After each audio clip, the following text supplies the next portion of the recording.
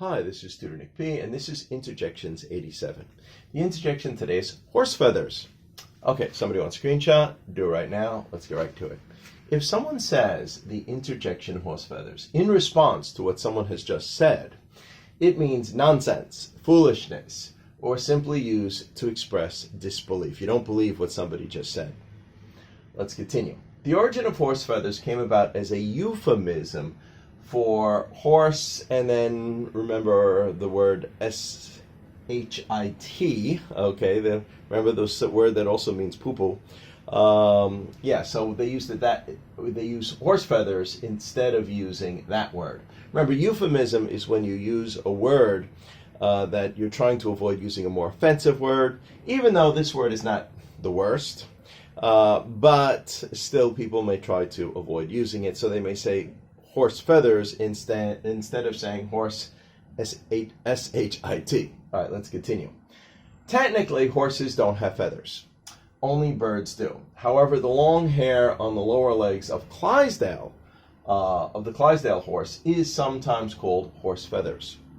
The phrase is used in a similar way to fiddlesticks or BS. Remember, we use BS a lot, the B standing for bull, and the S also standing for S-H-I-T. All right, let's continue. The earliest citation and the person who was given credit for coining, for inventing, for coining its use is Mr. William DeBack. He was the comic strip writer for Barney Google, in the early part of the 1900s. It appeared in the newspaper American Speech in December of 1928. Okay, and we have 4 examples to show its use.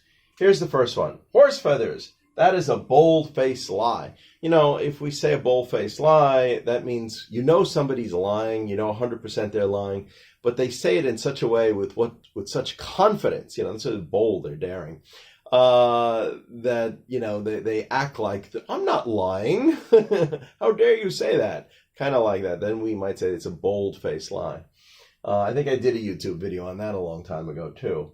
Let's continue. Number 2 here. Horse feathers. That is just a rumor. Don't believe it. So that's another way we might say it. Or horse feathers. I cannot believe they are claiming that is true. Okay.